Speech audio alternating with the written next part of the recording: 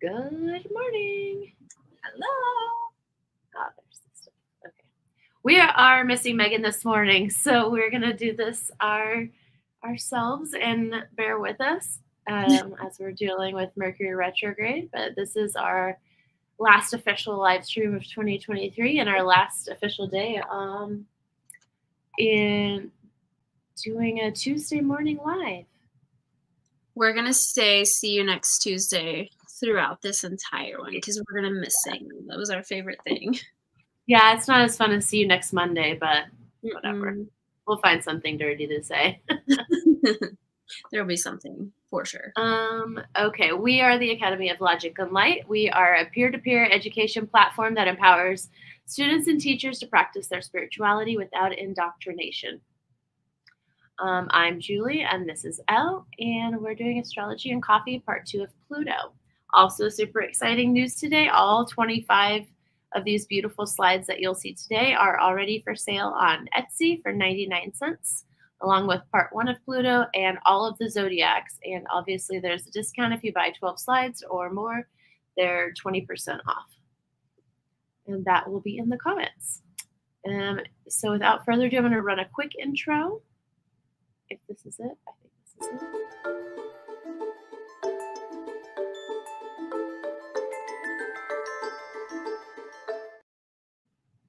Oh, I did it. Yay. All right, cool. And sorry, I want to make my screen larger, so this is magic. I'm like, wow, I can see. Who knew? And I found this during Mercury retrograde, so that's huge. I've gotten the most computer work done during Mercury retrograde, and I'm just saving it constantly. I'm like, please don't fuck up. Please don't fuck up. Double save, triple save. Yeah. That's always scary.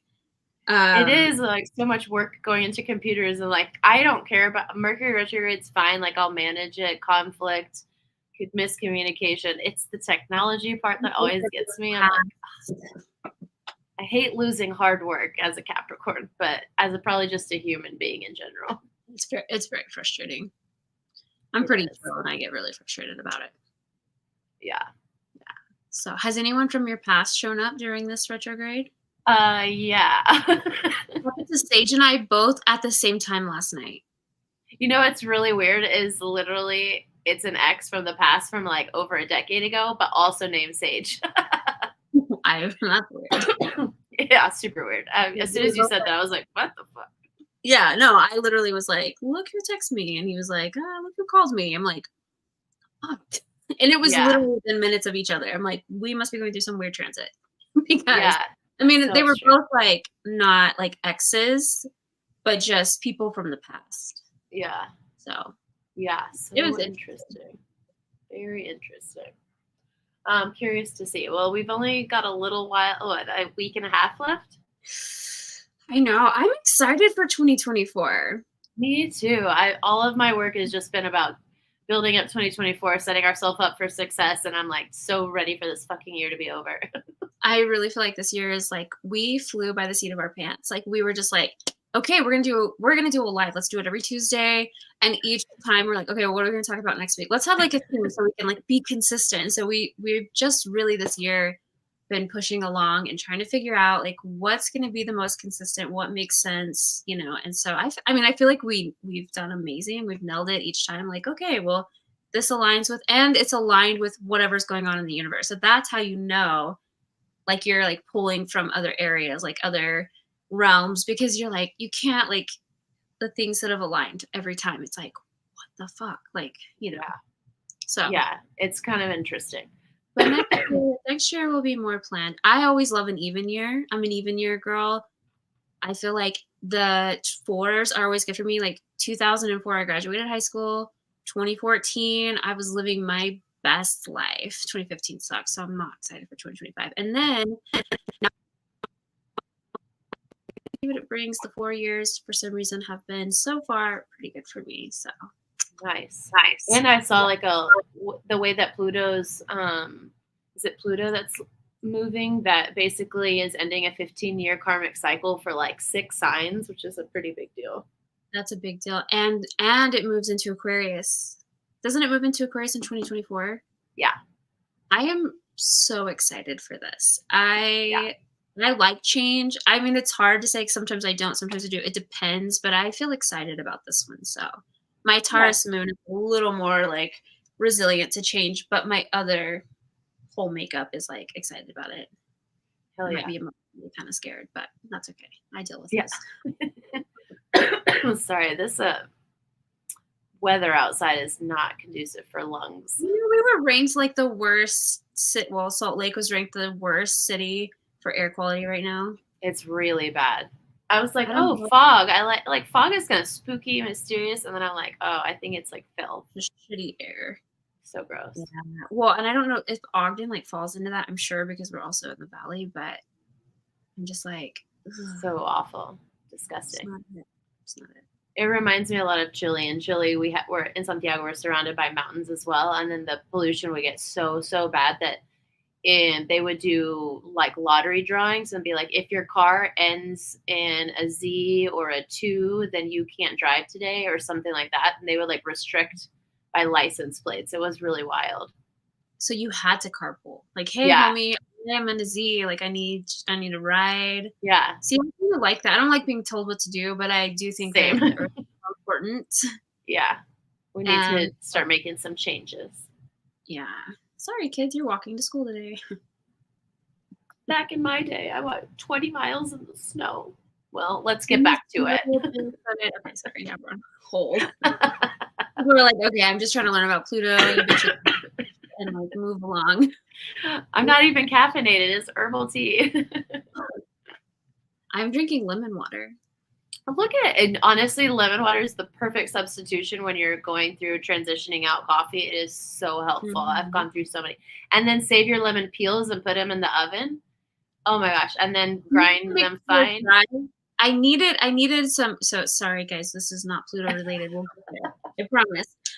But do you make sure that they're dry? Because I've done that before. They should like but almost break, like crispy. Okay, and then they're dry, and then you bake them. Yeah, so I'll either put them in my dehydrator overnight, so about like 200 degrees, or even in my oven if I have kind of a lot, and a parchment paper, and I just throw my apple cores, my lemon peels, my orange peels, my celery pulp, everything. I just dehydrate the whole lot of it, and then I turn it into sugars and salts and potions and tinctures and whatever.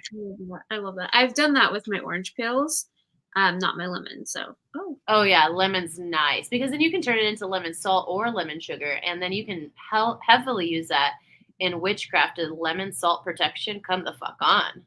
Yeah, no, I'm all for that. I love that. Roll your candles in this beautiful, like, sustainable kitchen magic. Hell yeah. You're welcome, all of you that are watching. Now you have become a witch. Yeah. No. Okay, so the Pluto, again, is the planet of power. I said last week, it tears down and it reconstructs. It just shows you really where your strengths are, where your weaknesses are, and depending on different things in your chart, how it aspects with your other planets. It can be good or bad, but it is very powerful, and it's very powerful in your chart, and it is generational, but each house kind of tells you that area where your power shows up, where you might feel discomfort in power, or you might feel shame. I mean, it can be a lot of different things depending on, what sign is in your Pluto, and also the aspects of what aspects that sign. So a lot of us are Libra, Scorpio, Sagittarius. Pluto's probably watching this. So look at other things in your chart and how they correspond with one another. My moon and my Saturn are polarities. They're complete opposites. So what I go through and the power that I seek in this rebuild is, sometimes very emotional and challenging for me. It's more of an emotional.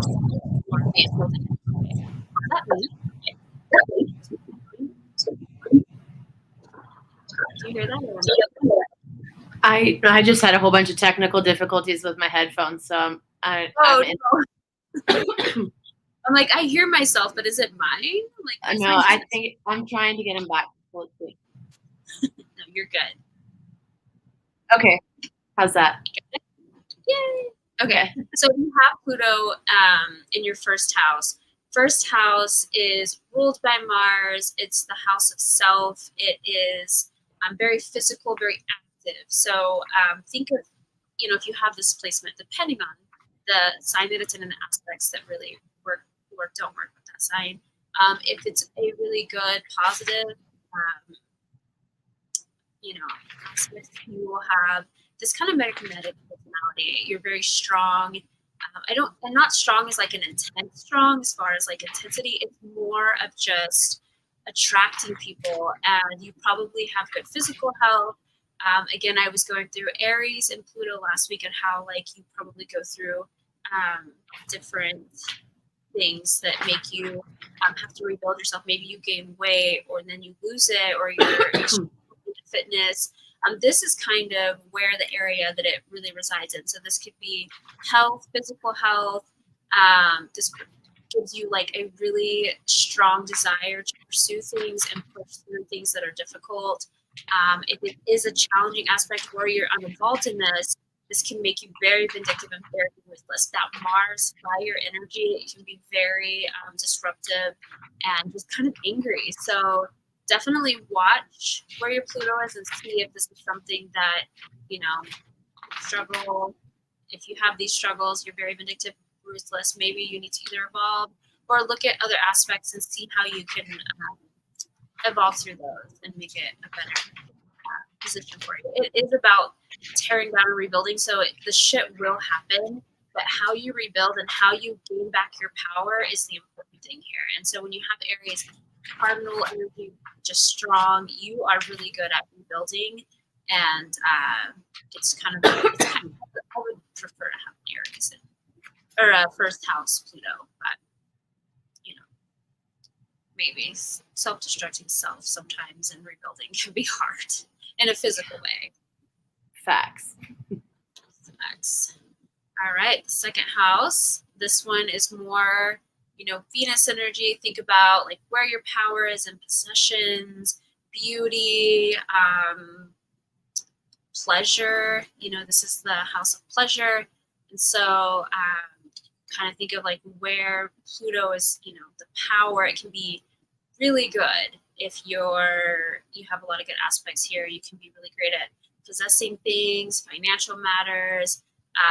You're not super uptight and scared about money. It's more of a flow. It's a good energy kind of thing. But if you don't have the positive aspects or uninvolved tendencies in this area, it can cause you to be very selfish. It can cause you to be greedy. You're scared that your money is going to go away. Maybe things have happened with your Pluto in the second house that have caused you to gain a lot of wealth and then lose it. And instead of being like, oh, I can do that over and over again, you kind of live in a place of fear. So really work on that, evolve through that, and push through that, because that is Pluto's way of teaching you, like, you can do anything. You can have possessions, they could go away, you can lose them. I find a lot of people in this placement, they get a lot of power and it kind of gets away from them. Almost like fifth house, a little different, not as much as the fifth house, but definitely obtaining a lot of possessions and filling power. It's almost like you have to be re-humbled a little bit. So if you have Pluto in the second house, just if you're finding yourself in the challenging things that I mentioned, there's probably some room for involvement. Maybe meditate on that, sit with that, think about it, feel it, because it's showing unevolved characteristics. Now, if you're the other and you're resourceful and all the things are flowing to you, and the tear down and build up is easy, comes easy, and you pick right back up, then you really probably did some work and evolved, and that's amazing. So good for you. Good for you. Third house, Pluto in the third house. This is, Mercury ruled house. It makes the mind powerful. It makes the way that you think powerful. And,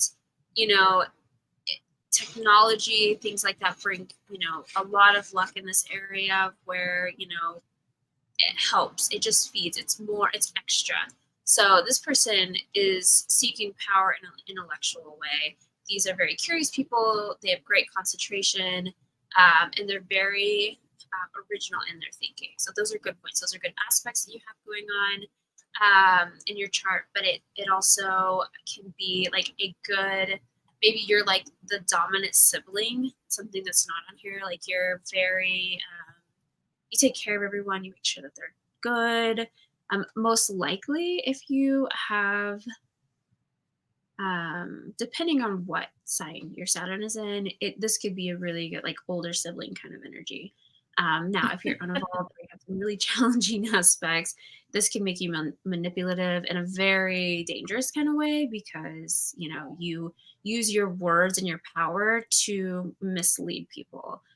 And a lot of times I find that in this type of manipulation, it's not so much about like hurting someone, it's really just about getting your way. So it could be like, oh, manipulating someone in a very subtle, not going to hurt them kind of way, but it benefits you mostly. So just be careful that if you find yourself doing that, make sure that you're looking at, um, checking yourself. Sometimes we got to check ourselves. It's so funny. So I'm a Pluto in the third house. And I asked my friend before, I was like, do you think that I'm manipulative? And she was like, no, but you do get your way a lot. And I was like, it's because my way is the right way. I mean, I'm giving you the options. Yeah, you had options. And just had the best idea. Did I persuade you in my best interest? Perhaps. But it benefited you. Yeah, was it because I wanted it, or is just the best option for everyone? Yeah, it benefited everyone. Well, it's interesting that you say that because mine is not here, but it's very similar. It's in a way of like, hey, doesn't a drink from somewhere sound really good? And they're like, oh, yeah, it does. So it's like, okay, instead of just saying, hey, like up to a boss, for instance, instead of saying, hey, can I go to the store and get a drink? Like take a break and go get a drink. You kind of like, oh, doesn't a drink sound good? Like that's manipulation. And I never really knew that until my late 20s. I'm like, and a boss called me out. She's like, you could just ask if you could go to the store and get a drink. And I was like, yeah, but that doesn't sound as good. Asking if you want a drink sounds way better. And so, yeah, manipulation has its weird ways of showing up. And this is one of those. Again, not like trying to hurt someone or creating like issues for them, just like if it's in your best interest. And maybe it could be in their best interest too. Maybe we're just manipulating ourselves. Yeah. So, and again, power in this one is, more masculine house. So you do sometimes want to dominate others in this house. So siblings mostly. Yeah, I'm the oldest sibling, which is funny that you said that. Yeah, it is. It's a placement for it. And it's also just. But I let my sister be in charge of the family stuff. Oh, that's good. Yeah, everyone thinks she's the oldest one anyways. No, it's her. Yeah. Pluto in the fourth house. This one, moon energy, emotions. This one can be challenging in a lot of ways. So anytime you have Pluto in the fourth house, family is so dear to us. Family is like the beginning. Family is foundation. Family is where we really pull our personalities from. And if we have, depending on our growing up, if we have good experiences or we have bad experiences, it shapes us and who we're meant to be. But this one can make someone pretty bitter. It's a harder one to evolve out of because it is so attached to emotions. So your family is what, creates power, pain, or pleasure, depending, but it really creates this intense emotion. And so I'm just trying to read through some of the things that you have here, incorporate those a little more. Responsibility towards family. It's like you do feel responsible for family, but it's because it makes you feel powerful. When you have good aspects and you've got a lot of things trining here, it gives you this, I'm in charge, probably your sister, I'm in charge of family matters. I take care of family matters. I got this. And it makes them feel important. It makes them feel powerful. Whereas if you don't have that, you could stress about things, stress about family, that like not having control feeling, which can ultimately lead into like manifesting weird things. Like we have here may suffer early loss of a parent or guardian. I mean, that's stuff that like I feel like really happens at a young age of manifesting the fear of losing a parent. Like those things can come up, especially if your family was career driven, Jesus Christ, fear driven. Like they created fear to control you. They were controlled by fear. I mean, those things have a really bad way of like festering and then manifesting into something bigger and creating issues for family, whether it be loss. And it doesn't have to be that they pass away. It could be that they leave on a big trip for work and they're gone for a year or more, whatever. So it doesn't necessarily have to mean like loss of like death. It could just mean that they're not in the picture, they move away, whatever. So loss can be a lot of different things.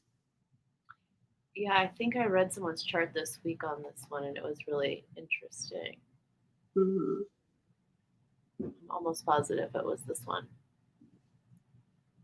Yeah.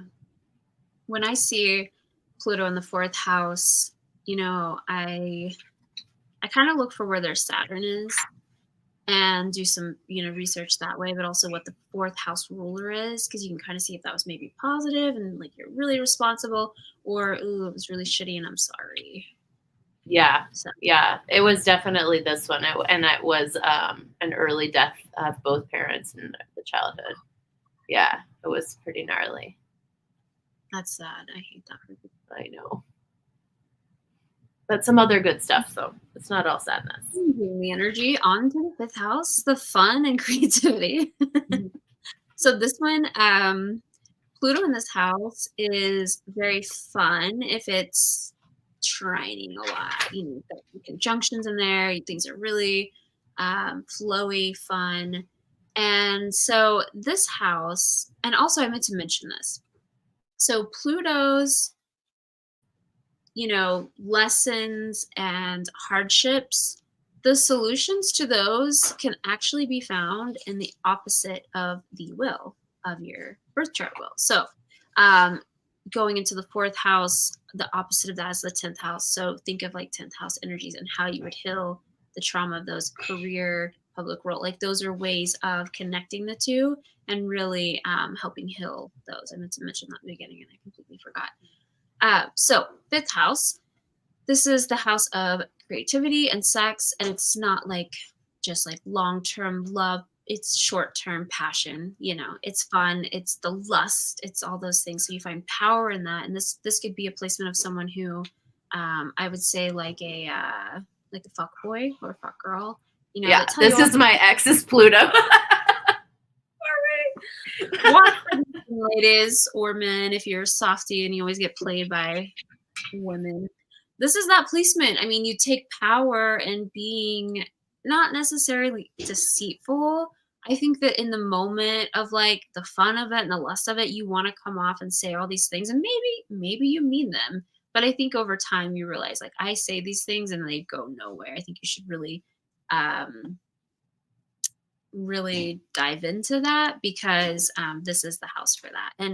And you find that you never really, if you are being kind of deceitful and like, oh yeah, you're the one, this is going to be long term, and you're really just trying to sleep with them, like I wouldn't say this is the most honest placement. It's someone who's just trying to kind of get their way, create power through illusion, and so watch for that. But you may not. You may just have a good time, and maybe you are really honest depending on what sign your Saturn is in. You may be like, I'm just here for a good time, and I want you to know that. I'm shocked that yours isn't here, Julie, that you're just telling people I'm here for a good time, not a long time. Yeah, I mean, I'll be around if like you show me that there's a reason to, but most of the time there's not a reason to hang out for longer. Yeah, like this is what it is. But if you're not evolved, it kind of has that opposite thing. So responsibility to loved ones, that one's if you have a lot of really good things working to your advantage here. The fifth house, children. So make sure that if your Pluto is in the fifth house, that you're showing up for your children in a way that is not so superficial. Like make sure that you're teaching them values and things like that, because this can be like a superficial placement of like, oh, it matters what you look like on the outside only and not inside values kind of thing. This house is just very beginning, like very, I don't want to say like shallow, but it can be without some other hard things in your chart that really give you depth. It can be very shallow. So, and then challenging resentment of past love. I mean, I think that this would be more internal, like you're resenting yourself about the past and how you maybe treated some people. Maybe you get to a point where you're like, oh man, I'm ready to settle down, and you think back to some people that were probably really good matches, but you screwed it up because you gotta like just self-destruct and then rebuild, and that may be how you did it, and you're kind of resentful of that. I could see that for sure in this house. So Yeah, I can confirm that this is my ex to a T, the demon one. the demon one, Satan Always himself. was talking about his ex, but then like not doing anything about it. But then was like, yes, I want to marry you, but also wasn't here for the long haul, like all of this. Like, Fuck why boy. love bombers really reside here? Just so you know. Yeah, narcissistic. Ugh, God, Love sorry. bombers. Sorry, it's too early for this. We're like, well, and we're gonna go on a tangent, and I'm here for that. I love a good tangent. I love when we go off on some people. I love it. All right, sixth house, Pluto in the sixth house of service and health, Mercury energy, lots of thoughts going through here, lots of energy, lots of mental stimulation. This is a place where your health demands attention. Pay attention to your diet. Very, very big when it comes to health. And so first house is health in its own way, right? It's like physical health, being physical, being, athletic, those sort of things. This one is more of like inside out, like making sure that your gut is happy, making sure that your mental health is good. Mental health is a big one here. Making sure that your daily routine is intact, because that is necessary for any sixth house placements. It's important, and especially knowing your house ruler of the sixth house will really indicate like where that stands for you. So this would be a good time for you to, if you look at your Pluto and where do you self-destruct at? Are you watching your health? If you are, you can be very inspiring to others. You may go through some really challenging health scares, especially at a young age, and it teaches you how to evolve through that. I have a friend, she had cancer when she was younger. She's a Virgo sixth house ruler, Pluto in her sixth house, and she's really had to evolve, and she's very strict about how she does things, and very particular. She's not like a huge drinker. She works out. She makes sure that she's eating healthy, keeping her mental healthy, and she does inspire people. Like she just has this way about her that's like, I survived this and I did this, and you can too, and people do find it very motivating. I think she's extremely talented and very motivated. Now, if you don't possess those positive qualities and you have maybe a lot of challenging things in your chart, it can be very stressful. Your health can be very it can be very, what's the word, detrimental. Like you just don't take care of yourself, and this will show up in certain ways in your life, whether it be like actually being sick, chronically sick. And not that like people that are chronically sick are not taking care of themselves, because obviously there are things that are out of our control to an extent. I'm really working on like healing things that internally. I believe that you can heal anything in your body if you believe that you can, because mind over matter, I think, is like the biggest thing. But that's a whole nother topic or live. But this is just making sure that you really connect to your health, connect to your body, listen to your body. This Mercury energy, I feel like this kind of placement does have the stimulation that can tell you there are warning signs, and whether you choose to listen to them or not, is on you. So if you do find yourself sick, and then job is another thing, that every day-to-day workload can cause stress, that can cause anxiety. Getting your mind wrapped around what you have for the day can be very beneficial for this placement. So, keep your Pluto in your sixth house. Be very aware of your health. Came to me. Oh, Did I skip one? Sorry. Yeah. No, you're good. Seventh house. This one is the house of marriage and partnerships, ruled by Venus. This is like, again, that second house is ruled by Venus, so it's like beauty and pleasure. Libra is all about partnership, relationships. Seventh house is similar. It is about partnerships, business partners, contracts, things like that. So when your Pluto is in a hard aspect with things in the seventh house, it can make relationships very difficult. It can be very challenging, and it doesn't necessarily have to be romantic. It could be platonic, but you might struggle possessing power in relationships. Either you're too powerful and you're controlling, or you're being controlled by that person. It depends on the aspects, but this is kind of a really difficult one to evolve as well, because especially if you have a lot of other planets in the seventh house where relationships are the theme of your life, it really makes things hard. So it can make you just a disaster in relationships, and then it turns you off to where you're like, I'm not really interested in relationships. They kind of suck, but it's not really. I mean, and if that works for you, that's fine. I'm not judging you. That stay single and choose that, because I think that's beautiful. But if you really truly want a partnership and someone for life, you're gonna have to evolve through some things and let go of being possessive, or work on the trauma so you're not attracting possessive partners, because no one likes to be told what to do. Actually, that's not true. I know some Virgos and Scorpios that love their controlling possessive partnership. Huh. And I know a few couples. I know, like, the Virgo male with the Scorpio woman, they love the direction, and I don't know if it makes them feel loved. I don't know, but I know a couple of them, and I think it's beautiful. They have the most amazing relationships, but I'm just like, I would not fly with my husband. No. Gemini, like, what are you trying to control me for? I'm like, that wouldn't work. But if you do evolve this, you're very intuitive about your partner's needs.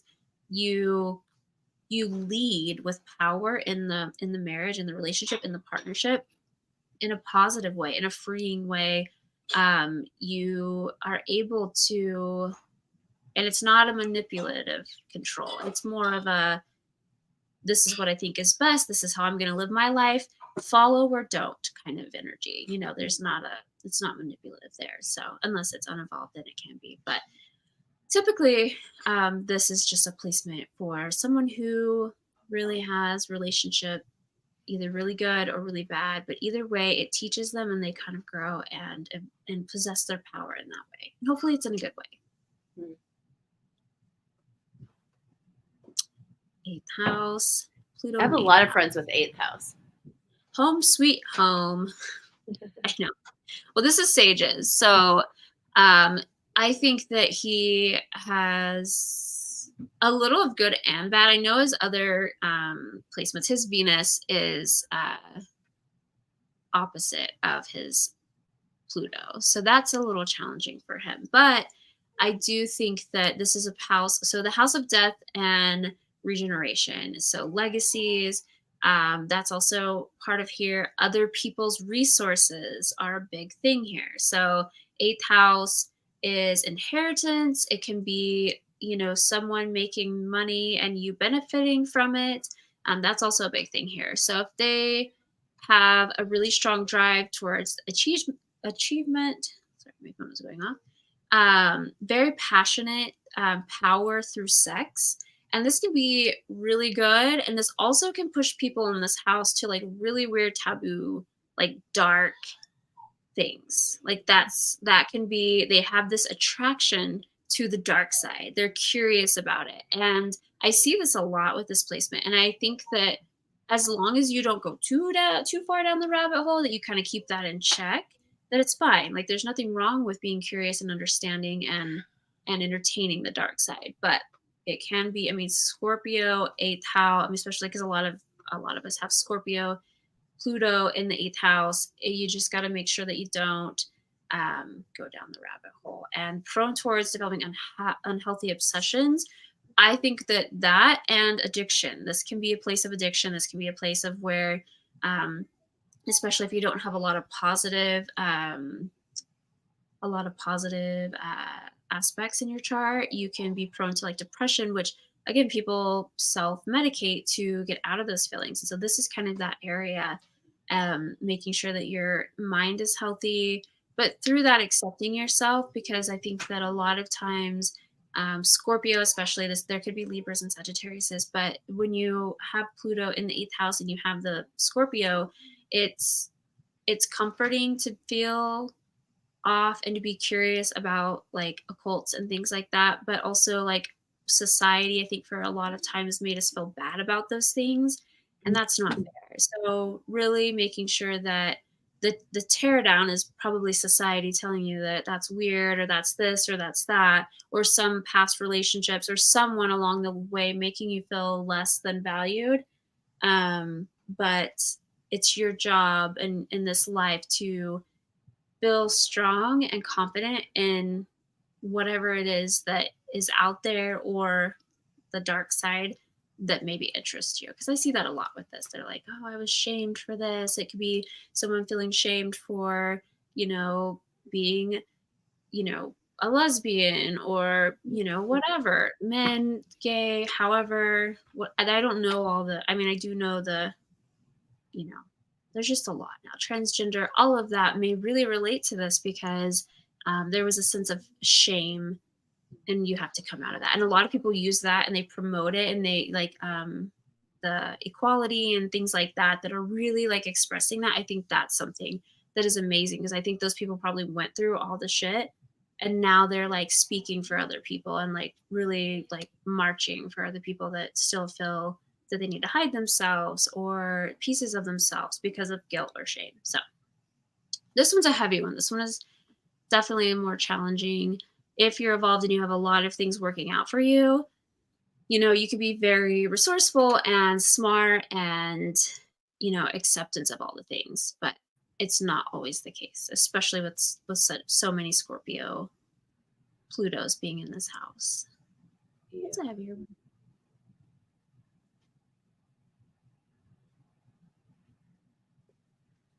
9th house. This one is a fun one.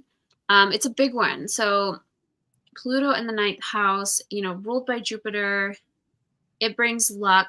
It's expansive, right? This is big. It's very dynamic. And so this one is the place of like religion or beliefs, and like spiritual beliefs, but not quite like 12th house placement spiritual beliefs, more investigating and learning and being excited about the thought of philosophy. So the urge to discover truth, very on point with that.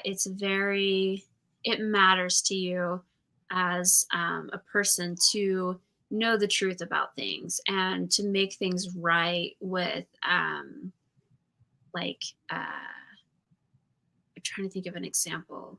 Like if you were to join a church and you were to see that things were not running in a very morally sound way, you would feel that it would be your job to make this sorry, my phone keeps going off. It's my husband. Let me just text him. He knows I'm doing the live, so I'm just gonna make sure. He's like, hey, I heard you mention my name. He's like, I hear you.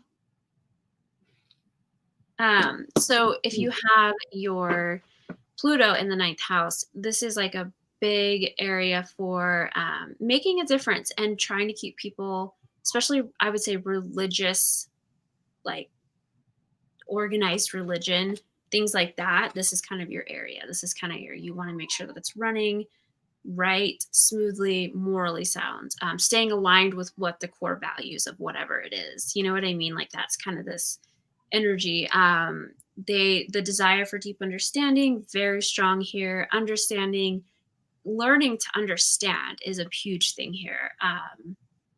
The challenging thing, as you know, 9th house can sometimes be overbearing and just like, this is right, or just trying to really convince of something. And then some people don't really, I hate when people try to convince me that their religion is it. I'm like, dude, you don't know. I don't know. It could be. Maybe you're right.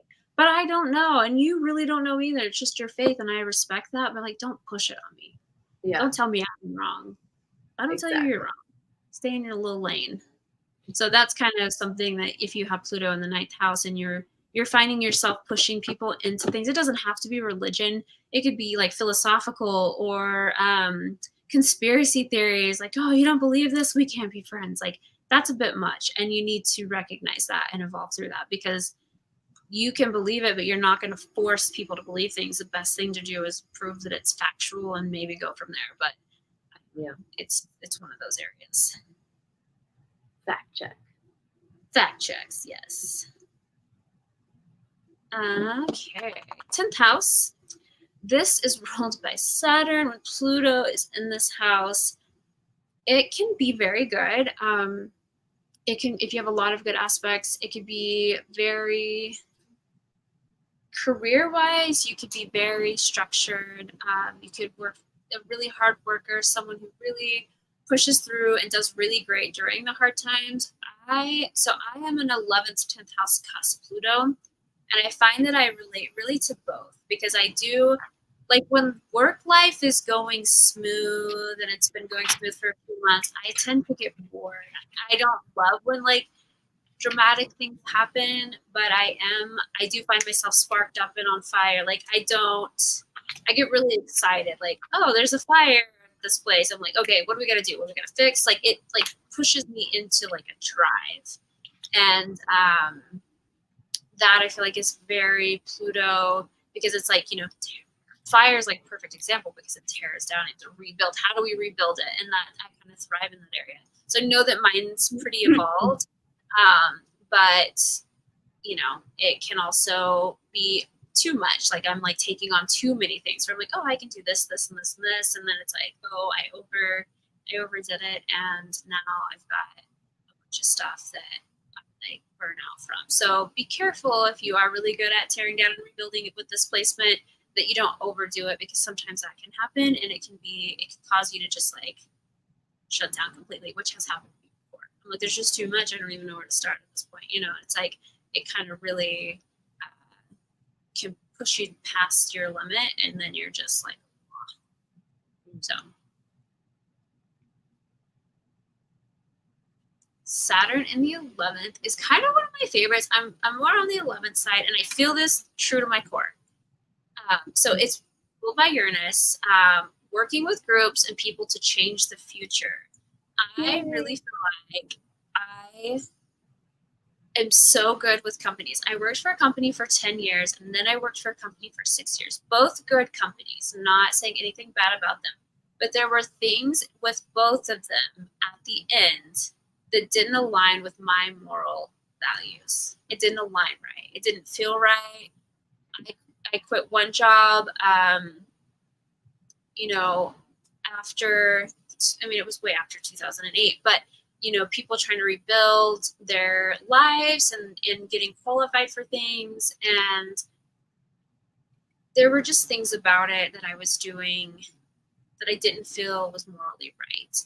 And it wasn't anything illegal or anything like that, but it was just, I couldn't stand for that anymore. And that's a very Pluto in the 11th house. You start with these companies, you're with them, you're like, they're building them up, the values of the company really matter. Or this could be, I'm saying company because this is my experience, but it could also be an organization or like a nonprofit. It can be any group of people that An academy?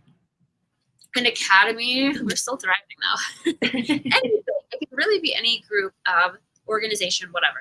Mine, again, is on the 10th house cusp. I think that's why mine is so career related, because it's kind of right there. And it's like, oh, career and groups. But so that didn't align for me, and I quit, and I ended up doing something on my own. Well, then, some years later, I started for another company, amazing company. I have nothing bad to say about them. 2020 happened, and I couldn't agree with things that were happening. It was like, I felt so fucked up about things. Nothing bad on them, nothing illegal, just very like things that really triggered me. And I had to quit. I was like, you know what? I'm going to go do hair and lashes. Everyone thought I lost my mind, but it was this dramatic, extreme change for something I can do on my own. And this is very much 11th house Pluto energy. You shift and you go back and forth. Like, I just need to be alone. I just need to do things alone, because then I can do it my way and the right way. But we ultimately always go back to groups. I'm always joining groups. I'm always joining organizations. Always. I'm in the academy. I've got a bunch of little groups going on that, I enjoy. And it's until I feel something is very unjust that I've never been like, oh, I'm just going to give my 2 weeks. Here we go.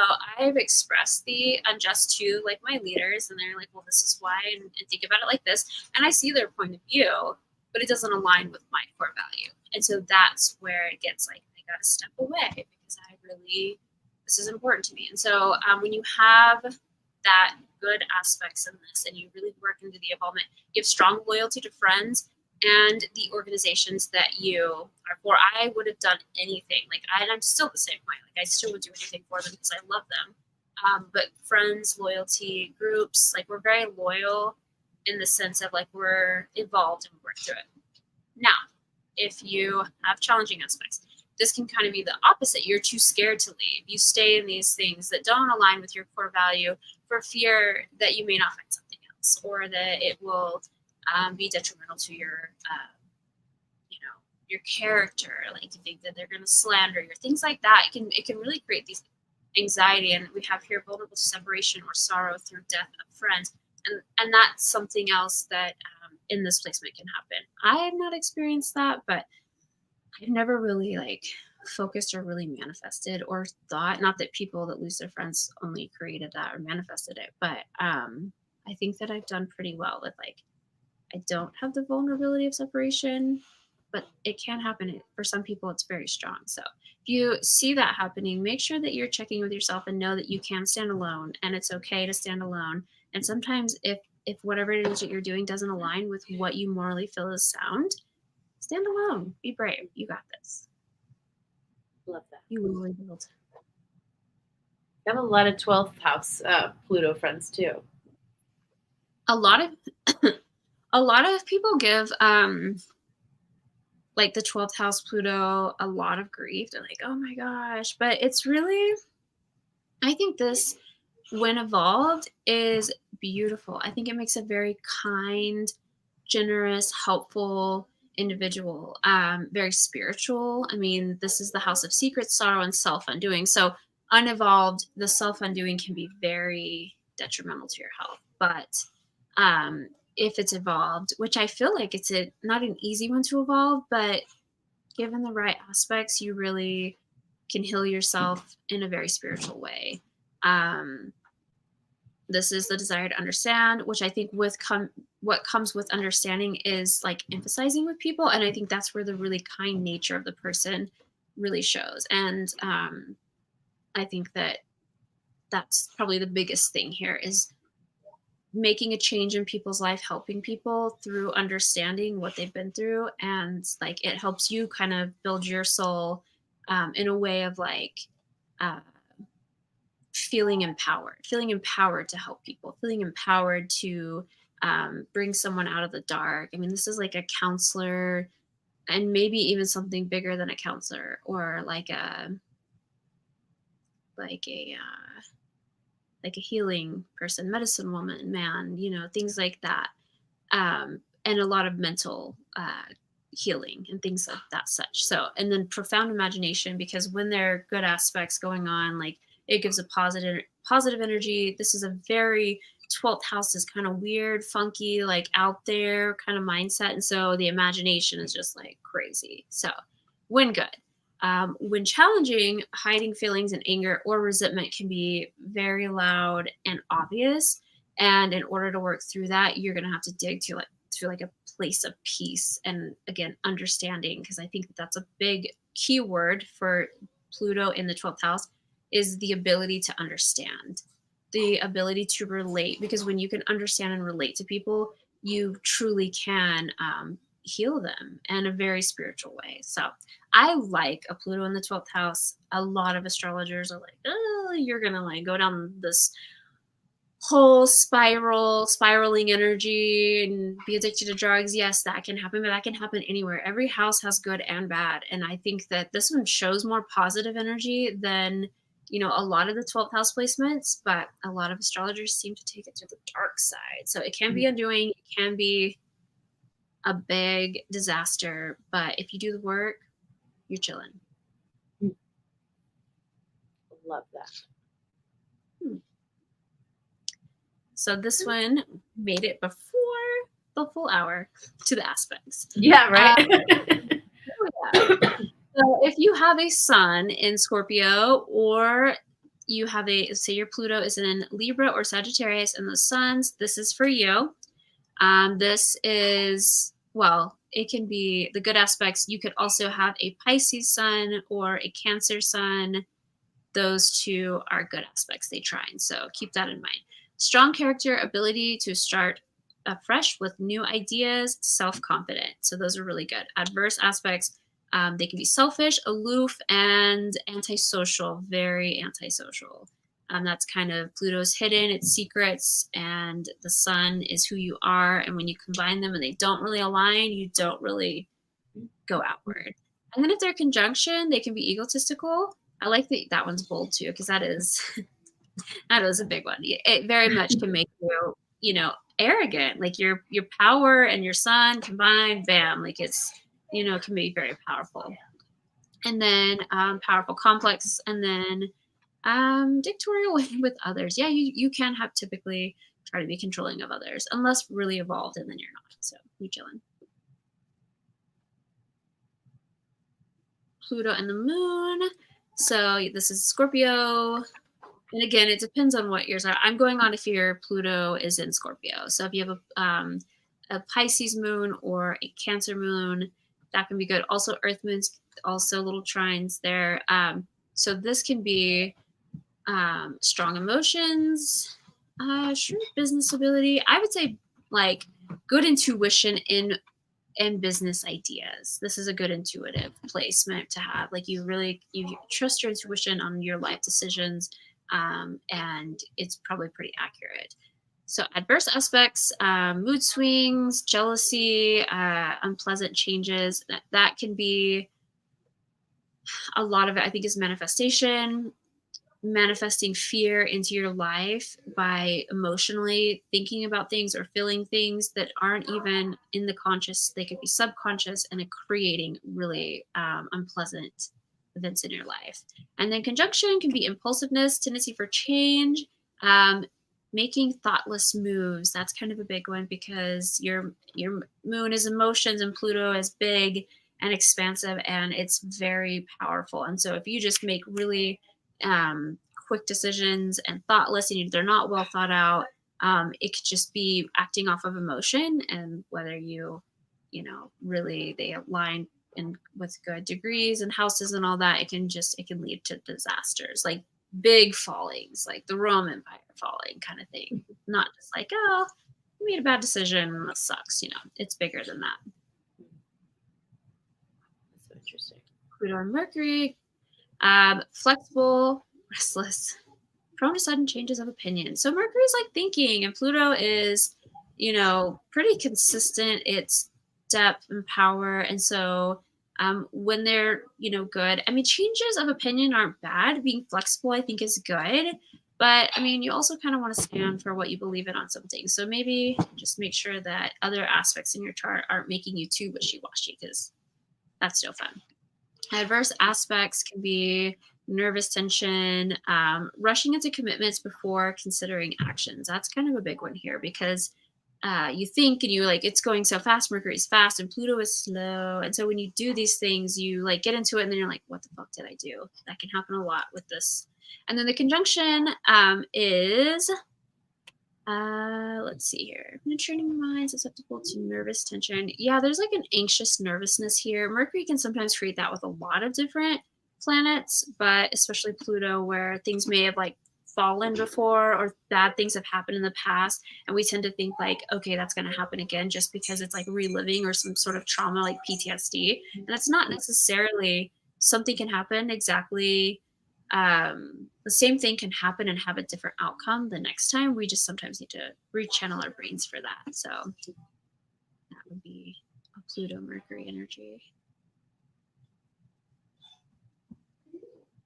Pluto and Venus. Pluto and the love planet. Passionate nature, love, life, March of sudden changes and tend to bring benefits. Good financial ability. So things flow, things are really beautiful. There's this beautiful aesthetic to this person and like the things that come to them in life. The adverse aspects is reversals in love, attachments broken, strong sexual feelings. Because, you know, Pluto, passion, the passion behind Pluto and Venus can be really good. But if you have these like strong sexual desires, but you're getting it in the wrong places or going to the wrong people, that can be a nightmare. I would say I can confirm. It can be a nightmare. But you can also really attract possessive people, possessive relationships. Like you're constantly, so there's definitely some things to work through if you find yourself always. I hear a lot of men, they're like, why do I always attract these controlling women? I'm like, I don't know. Let's look at things. And then we go through it and they're like, oh yeah, that's it. I'm like, yeah. My Pluto squared Venus and that tracks. Yeah. It's a thing. It's a real thing. So work on that. Yeah, no, that was like work I had to do in my 30s. Like I was getting guys that were like so obsessed I'd have to call the police. Like I've had to call the police on men being outside my house multiple times. Very possessive and weird energy. Scary. I asked one guy, I was like, what, like how much closer could we possibly be besides you like taking off my skin and wearing it? That's literally the only way we could possibly be closer. Happy. Was that how it's gotta be? Yeah. No, that's scary. I don't like my 20s were kind of like that, but I got myself in a lot of entanglements in my 20s because I was stupid. But yeah, it made sense. But why they were acting that way? But I learned not to manipulate people and make them feel like they were the only one when they were not the only one. I learned that very early in my 20s. Yeah. Fun facts. If conjunction, this can be intense passions. They fall in love. Oh, secretly, this one's a good one because you meet people that say like work relationships. Like I know I've worked with people that were married and in relationships with people and in love with people that they've worked with. Like you would just catch them like staring off at them and I'm like, hey, like we're in a meeting here. Yeah. And I think that's such a hard thing because you spend 8 hours a day with these people. And then you go home to your wife who's probably nagging about something or, you know, like that, just these people that I know. And this wasn't here in Utah, but this was like in Oklahoma. They'd go home and their wives were like, and they're like, oh, this person's so cool that I work with. I think it's kind of an area of disaster to have real self-control in this placement, to not fall in love with people that, I'm not even going to say coworkers, but people that you spend a lot of your day with, not falling in love with them, just having a relationship with them. That's hard for a lot of people, especially with this placement. Everyone's like looking at their husband or boyfriend's chart, like, doesn't have this and doesn't work with him. Or she, I mean, it could be a guy. Pluto and Mars. So Pluto, who is like powerful, with Mars, who is like passion and fight. Like these two colliding together in a positive way are great. Physical energy, self-confidence, ambition, courageous, like very charismatic, just like drive like no other. Now, if they are not aspects, if they are adverse aspects, they can be obsessive, they can be combative, they can be just an unhappy person who like exalts negative energy everywhere. Like it could be a disaster. I feel very bad for Pluto. I'm trying to think. My Mars and Pluto do not. Okay, I was like, wait, I don't have a square here, do I? No. But if you do, I mean, you may not really, if you have these adverse aspects and you're like, that is not me, then good for you. You've done the work and you've evolved through some things. I think there's probably, you can look back at some point in your life that was like, oh yeah, that was me here or in this situation. Maybe it's situations that really bring this out. But if you are not this person and you have, you know, harder aspects with your Pluto Mars, good for you. And then if they conjunct, then you have a high emotional level, you're quick, and can be a violent temper. I mean, it can kind of go both ways with that. So this one is hard because if it's good, it's great. And if it's bad, it's like bad. It's like that toxic relationship. Yeah. That we're all familiar with. I'm like, I was happy that mine is trined in this one. I was like, okay, cool. That's good. Thank Yeah, fingers crossed. All right, Pluto and Jupiter. So this person is intellectual and organized. They can be good at creating new beginnings and idealistic. That's a good positive flow. Jupiter is expansive. It's lucky. It's all the things you want. If it is not as good as aspects, you can tend to be a scheming personality, desire to exploit others, and often destructive tendencies. I mean, this can be, again, definitely evolved through. You may have this and it may not be as harsh. I think mine is actually square. And I do have a scheming personality. I 100% have not evolved through. I mean, I might have a little bit because this has been a while, but I literally used somebody's pen for 2 years just to use the ink because it was their favorite pen. And I was rude. But you know what? Like, I wasn't just mad about something and was like, oh, I'm over it in a few weeks. This was 2 years of me being like, her ink's going to run out soon. I can't wait. Yeah, that's wow. My kids how petty I am. I'm working on evolving that. But this is that kind of energy, working on those destructive tendencies too, because I can get pissed off and tear down the walls of my house sometimes with this energy. So if they conjunct, you can break with the past and start new, easy, on to the next one kind of energy. Tendency to be Domineering. Yes. Yeah, I mean, because sometimes when they're the same, Pluto's power and the luck of Jupiter can be kind of an asshole. You know, it can be very, like, above others, you know? Mm. So watch that if that's the case.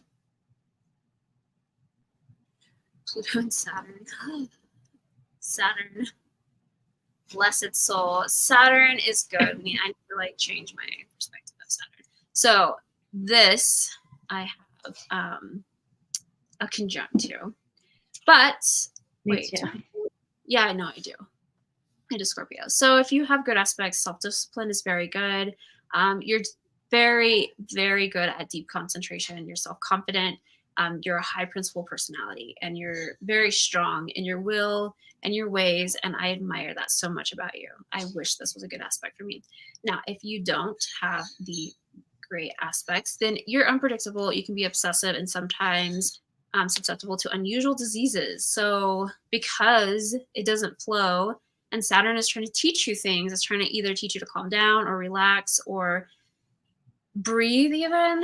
Like, do you know how many times I'm like, did I take deep breaths today? Like, that's important. No, I didn't. So it's just a challenge. This one's a really challenging one. And if you have a square here, I am sorry. But also if you conjunct here, I'm also sorry, because I feel like this is inclined for being unpredictable, like on every level. Like, people always say, and I'm sure you can relate, they're like, oh, she's doing this. I'm like, wait, what? Wasn't she doing that? Or like, oh, she's dating this person, but wait, wasn't she dating that? Or like, yeah. Oh, she's now owns a farm. Like, wasn't she? There's just the lack of consistency sometimes for this placement can be annoying, especially for the people around you. I kind of am here for the ride. Yeah. But the people around me are always annoyed that, like, oh my God, she's doing this. So anyways, it's not a bad one, but it's definitely a struggle, I'd say, more for the people around you than yourself. Yeah, I definitely had a husband. I had a husband once, and he was like, you change jobs every year. And I was like, but so are you. He was like the strangest thing. And what's wrong with that?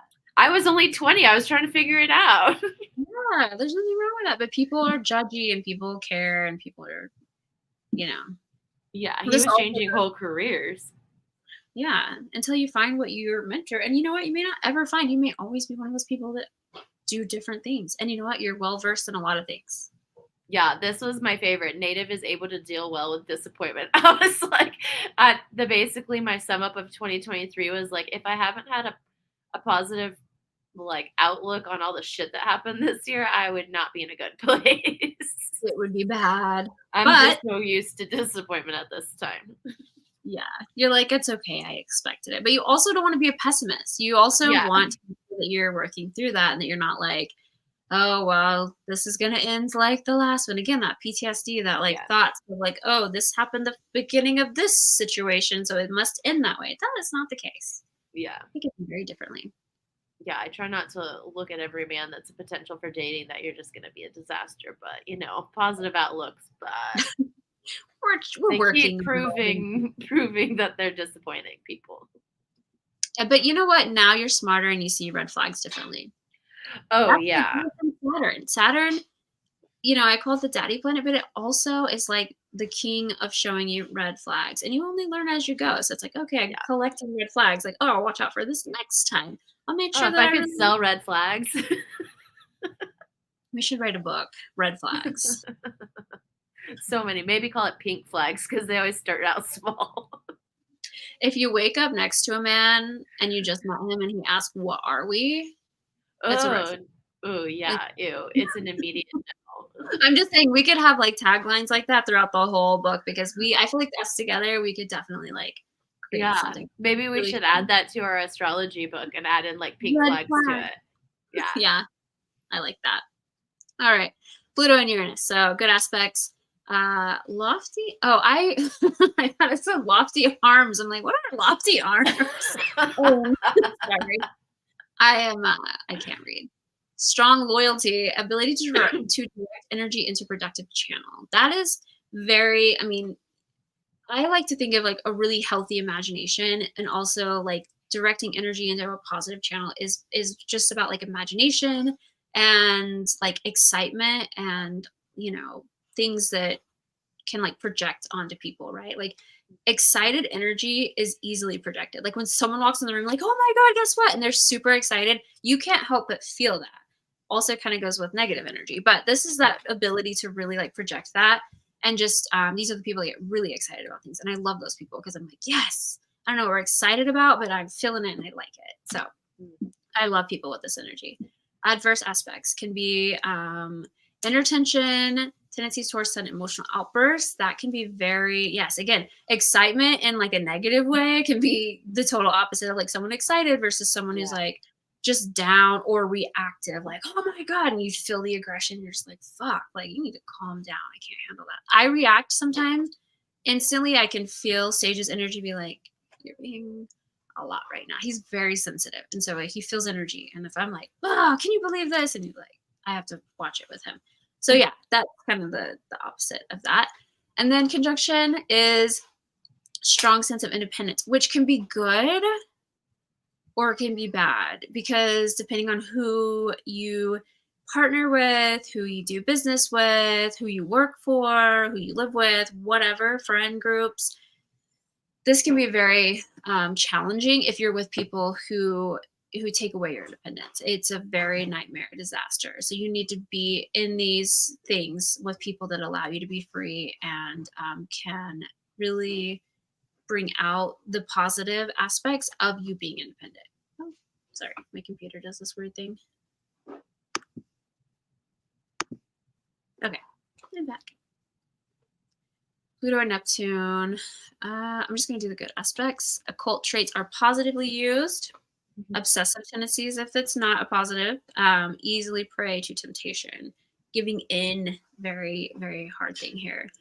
Intellectual abilities, if they're conjunction, and interest in occults, this promotes gifts and clairvoyance. So this can be very good for people, mediums, people that read cards, astrologers. This is a good placement for you. So I have the good aspect of that one, a sextile. style, because you're Capricorn Neptune, right? Sagittarius Neptune. Oh, nice. Gotcha. Oh, yeah, because you're a Libra. Yeah. I forget. I'm like, you're set. I'm like, that doesn't, but yeah. No, you're good. I'm like, so does mine because it's Capricorn, but yours, it all makes sense. Yeah, just a little bit older. Nah. We made it. We did it through the whole thing. And then, yeah, that's Pluto. We were like, honestly, 37 classes this year. I feel very proud of us. at the last new moon, somebody was saying, "Oh, I really appreciate you guys' consistency," and I was like, "Oh, I don't think I've ever gotten that compliment before." I usually get bored by now. Were they an earth sign? I just need to know. I don't know. I'll ask her. Yeah. Next new moon. Who was it? Jordan. She's the one. She plays sound bowls. I don't know if you must have She's a met her at Gemini, some point. actually. Oh, is she? I think so. I remember. I won't remember your name, but I will remember your sign until I die. I think she's a Gemini. She's a cute little nice. girl. Dark Yeah, hair. super sweet. Yeah. She's a Gemini. Oh, nice. Oh, But I mean, a Gemini I feel like can appreciate consistency because, it's like nice to have. So yeah. hopefully she's not watching. Like, how does she know my sign? I asked her at one of our little meet things. I was like, "Oh, what are you?" Gemini. So. Oh, nice. Nice. Yeah, I'm really bummed that this is the last Tuesday. I'm gonna have to try new remedies for staying awake at night. I know. But I'm like kind of like slowing down for the day, so I gotta like get my up and then slow down at 8, which is fine. Yeah. I think it'll be a nice time to have like. Hopefully, we get more people that can actually like watch on time. And then I know mornings are hard I know even for me. Yeah.